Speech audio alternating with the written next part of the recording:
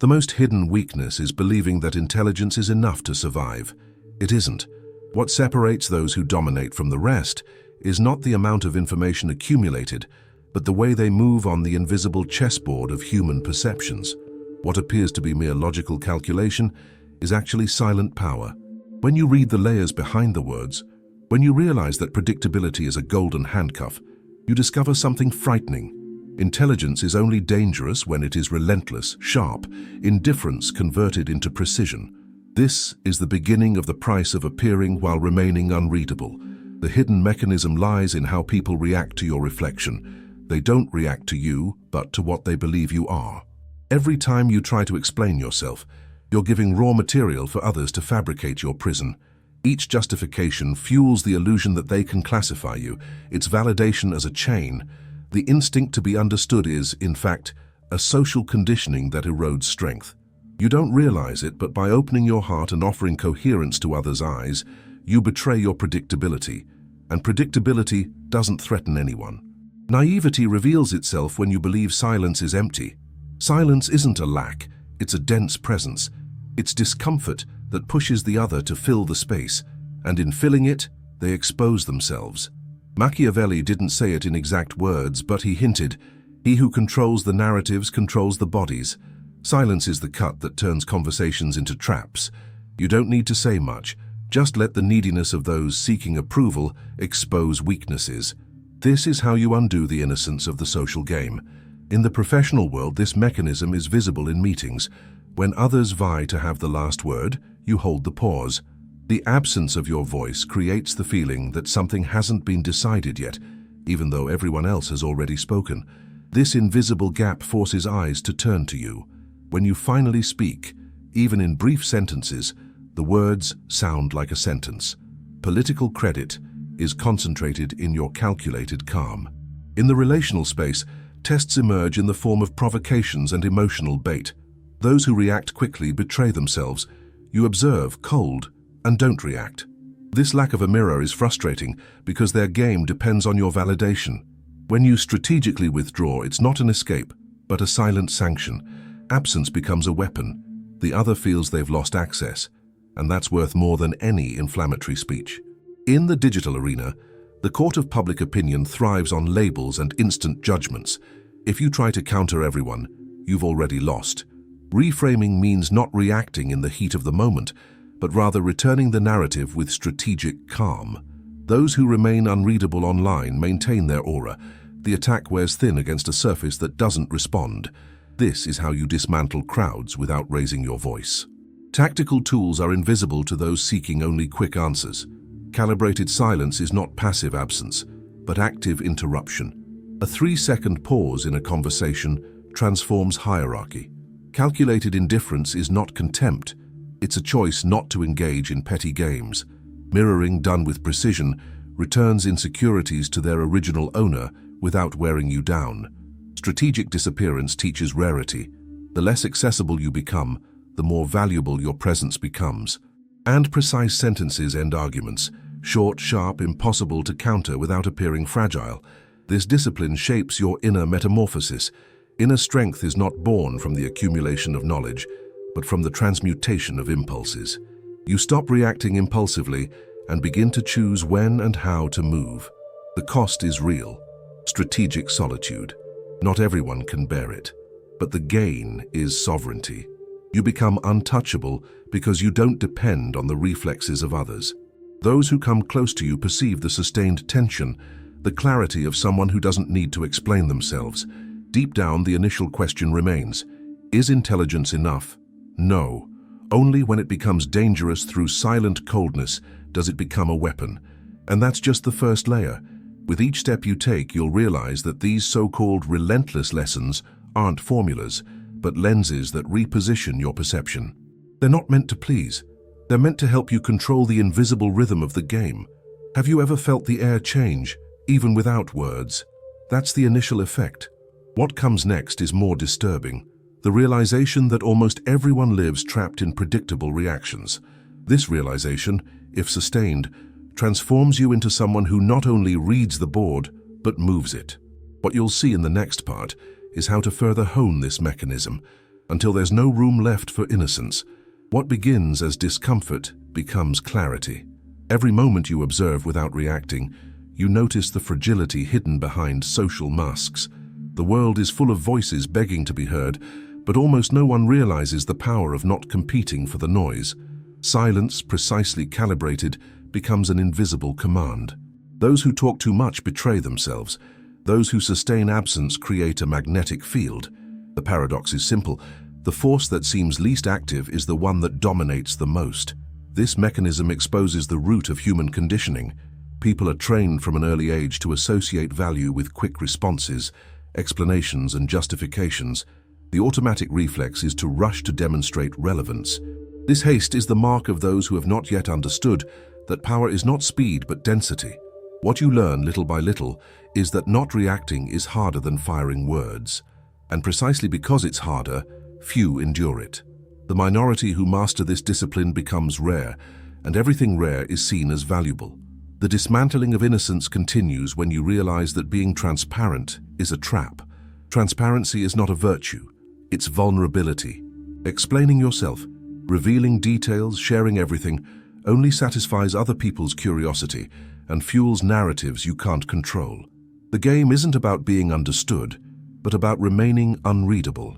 Dangerous intelligence arises from contrast, providing crumbs of information, enough to generate fascination, never enough to generate mapping. This is the distinction that separates the naive from the strategic. In a professional environment, the application is clear. A heated meeting is fertile ground. When everyone raises their voice to secure space, you maintain a slow pace. Pauses create discomfort. Discomfort generates anticipation, and anticipation focuses attention. You become the focal point of the room, even without raising your voice. When you decide to speak, you don't need to argue at length. Simply deliver a sentence with firm clarity, and the weight of your presence completes the rest. This is how political credibility quietly accumulates, while others erode. In personal relationships, the same pattern emerges. Those who seek to manipulate emotions rely on your haste to react. A provocation only works if you take the bait. But when you merely observe, the tension returns to the one who tried to pull the string. The lack of reflex disarms the attempt, and if, subsequently, you withdraw by choice, silence becomes a sanction. Planned absence has more impact than any defensive speech. In this game, proximity is not proof of worth. Rarity is the true currency. In the digital sphere, the scenario is even more revealing. Platforms thrive on stimulus and reaction. The algorithm rewards those who explain themselves, defend themselves, and express indignation. But those who maintain a cool surface escape the cycle. When you don't respond to immediate attacks, labels wear out on their own. The crowd, eager for conflict, seeks retribution. Failing to find a response extinguishes the fire. When you reappear, it's not to respond, but to reframe with lethal calm. The narrative returns to your hands because you didn't dance to someone else's rhythm. The tools become increasingly sharp as you progress.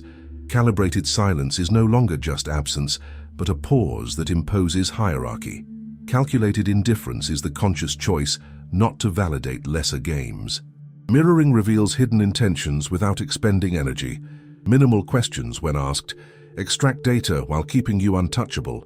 Strategically disappearing at certain moments teaches that your presence cannot be treated as trivial. And cutting sentences delivered at the right moment close emotional loops with surgical precision. The impact of this process is internal.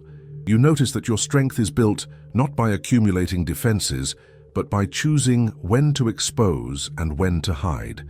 The impulse to react, once automatic, begins to be filtered. You don't move because others pressure you, but because you've decided it's time. This internal sovereignty creates discomfort in those accustomed to controlling themselves through emotional triggers. And with each moment you don't give in, your aura expands. The cost is real. By becoming unreadable, many around you will feel they've lost access to what you think. This generates frustration, accusations, and labels. But the gain is worth it. You become a magnetic field because you're not obvious. Predictability is a golden prison. Unpredictability, when controlled, is a silent crown. You stop being just another piece and become the one who reorganizes the board. Deep down, the doubt that arose in the first part grows. What good is intelligence without composure? What you're beginning to realize is that the so-called dangerous are not the loudest, but the most patient. They don't need to force.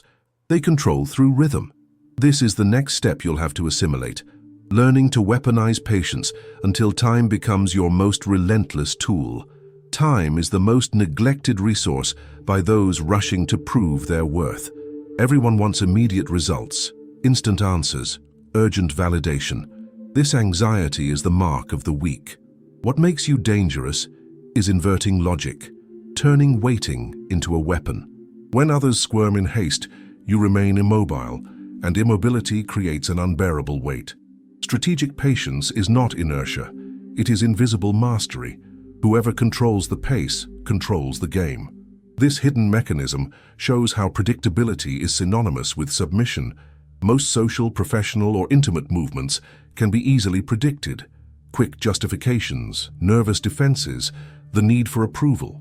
What's surprising isn't the strong reaction, but the calculated lack thereof. It's at this point that you realize the true cost of naivete. Being too transparent is like playing with cards face up. Dangerous intelligence is learning to keep your hand closed until the exact moment to play a piece that ends the dispute. Innocence fades when you understand that not every provocation demands a response. Many attacks are merely invitations to the ring. If you accept, you're playing on someone else's field. When you don't react, whoever tried to light the spark finds themselves alone with their own fire. This loneliness on the other side is corrosive, as it reveals that your power doesn't depend on the conflict. On the contrary, it's the control of not entering the arena that makes you a dominant presence. Coldness, far from being an absence of emotion, is a strategy of preservation and imposition. In the professional world, patience proves lethal in negotiations. While others push for a quick closure, you maintain a slow pace.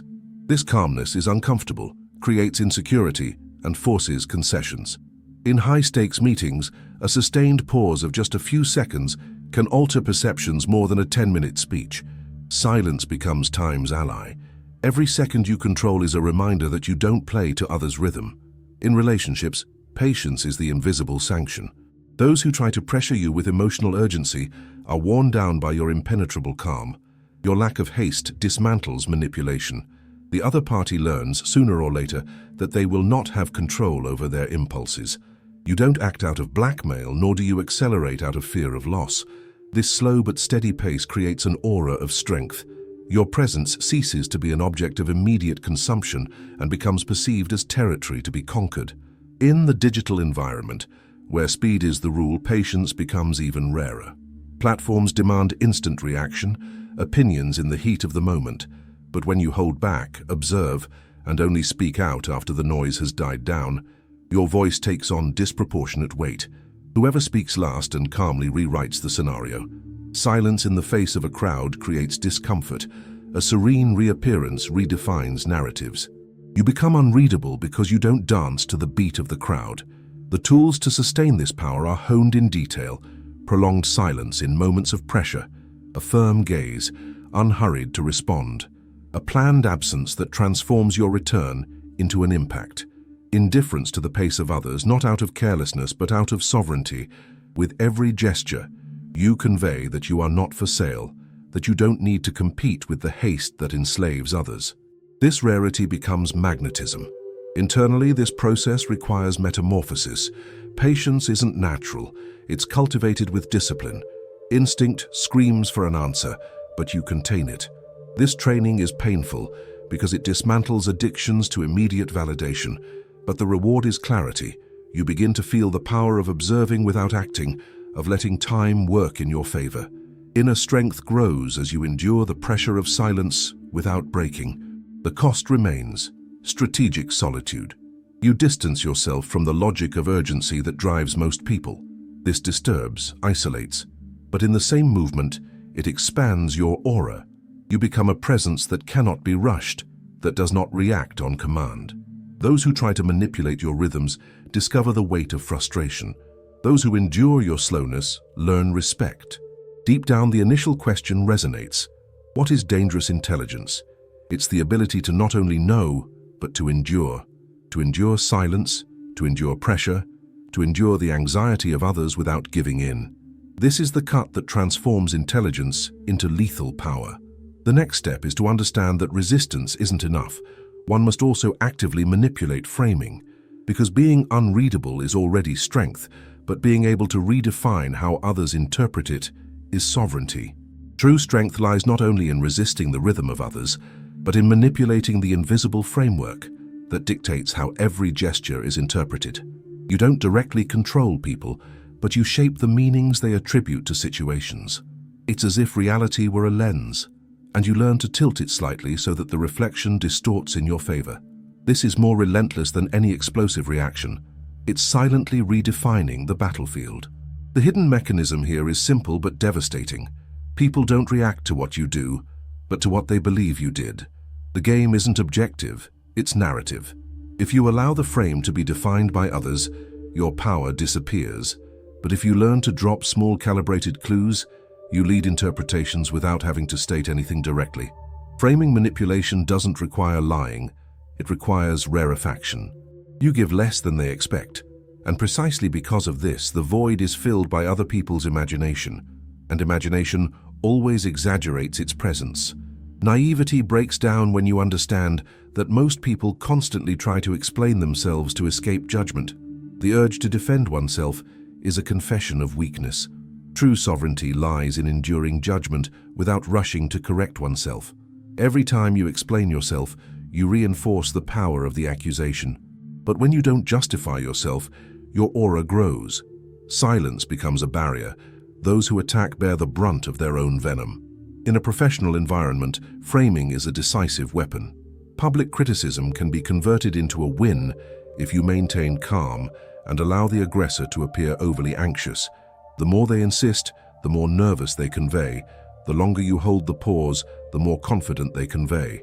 In the end, the audience doesn't remember the words, but the posture. And posture is framing. Professionals who master this lens rarely need to win through arguments. They win through presence. In relationships, frame manipulation takes subtle forms. Those who try to provoke you expect you to defend yourself or explain yourself. If you don't fall into the trap, the provocation fades. You can even respond with minimal phrases that act as mirrors, simple cuts that reverse the weight. The other party, without realizing it, finds themselves trapped in their own attempt at control. The frame changes. From hunter, they become exposed, and you remain firm, unreadable, with the aura of someone who dictates the pace of the game. In the digital world, the court of public opinion is the most fertile ground for this skill. Those who master framing don't need to explain themselves with every label. A brief appearance, an enigmatic phrase, a calculated absence, all of these carry more weight than 1,000 justifications. The confused public fills the silence with speculation. The effect is paradoxical. The less you give, the more they talk about you. And every word that isn't yours adds to the myth surrounding your presence. Tactical tools are refined at this point. Non-reaction is the basis, but it's not enough. Pauses must be used like scalpels. Precise phrases conclude narratives with few words, but always loaded with weight. Mirroring serves not only to confuse, but to reveal hidden intentions without directly confronting. Subtle redirection is another blade. When an attack arrives, you transform it into a question that forces the other person to expose themselves. Planned absence keeps the mystery alive, forcing everyone to move in search of your presence. This manipulation requires an internal transformation. You must accept that being misunderstood is part of the game. The need to be seen correctly is an invisible prison. When you break it, you discover the freedom to let others speak, while controlling only the barest surface. This liberation isn't comfortable. You'll feel the weight of being read in ways you didn't choose. But those who endure this achieve sovereignty. After all, what matters isn't what they say, but the aura that forms in the void. The cost remains high. Isolation grows, because few can bear closeness to someone unreadable. Predictability is what makes ordinary relationships comfortable. Their unpredictability creates tension. But it is this same tension that attracts, because the rare never goes unnoticed. You become a presence that disturbs but also magnetizes. It is the paradox of silent power, repelling and attracting in equal measure. Deep down, the initial doubt is now clearer. Intelligence without coldness is not enough. Coldness without context is also not enough. The sum is what creates the weapon. The next cut will be even harder. Learning to use absence as absolute presence. Not being there can, in certain cases, weigh more heavily than being there. This is the lesson that closes the cycle and reveals the final form of sovereignty. Absence is not emptiness. It is presence multiplied by the imagination of others. Those who understand this discover the sharpest blade of all: strategic disappearance. You don't need to be everywhere nor respond to every call. On the contrary, the more selective your presence, the more density it acquires.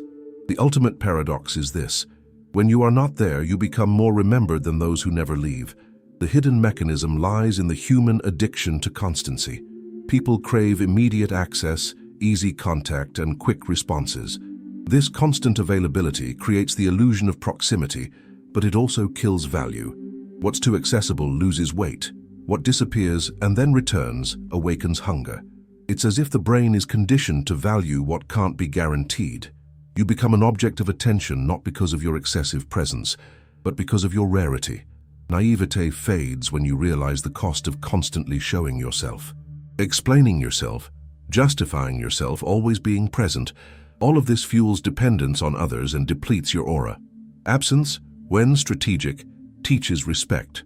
When you don't show up, others sense the space of your silence. And silence at this point is no longer just a tactic, it's territory. In the professional environment, your scheduled absence redefines power. While everyone rushes to appear busy, you choose not to be in certain spaces. This absence weighs more heavily than any anxious presence. When it appears, your entry is read as an event, not a routine. Meetings, negotiations, discussions. Every moment you're absent sets the stage for when you do appear, you'll inevitably be heard. Not because you speak louder, but because you speak after you've been missed. In relationships, disappearing is a psychological weapon. Those who try to control through attachment quickly learn that access is not guaranteed.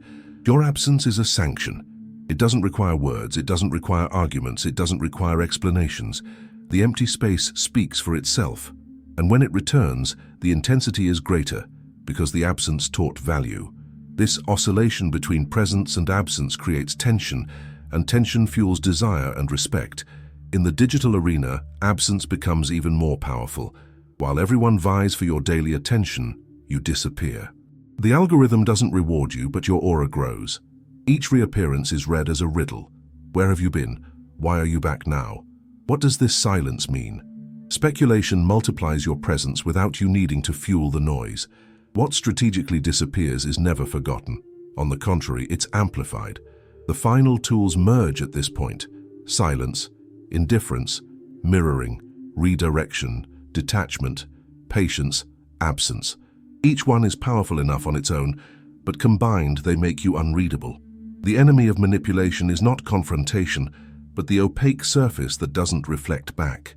You don't react, you observe. You don't justify yourself, you frame. You don't wear yourself out, you disappear. And when you decide to appear, the density of your presence ends the game even before words.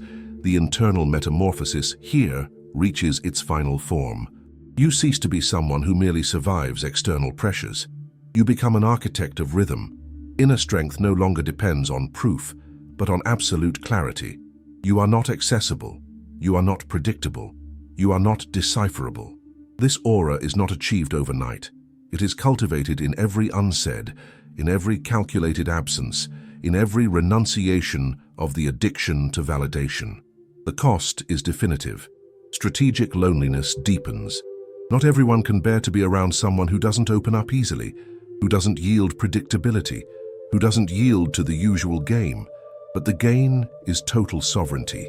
You become a magnetic field, simultaneously feared and sought after. Your rare presence redefines hierarchies. Your calculated absence creates echoes louder than endless speeches. And now the initial doubt is resolved. Intelligence is not enough. Only when it is relentless, silent, cold, and strategically rare does it become dangerous. This is how you move on the invisible board, not reacting, not explaining, not giving in to haste, not showing yourself predictable. You control not through noise, but through the density of your aura. This is the solution. To be intelligently dangerous is to not be at the mercy of others' gaze. It is to be a rare presence, a lethal absence, a piercing silence. If you've made it this far, you know what to carry, not as an external rule but as an internal pact. Write quietly the sentence that seals this path. My absence weighs more than your presence.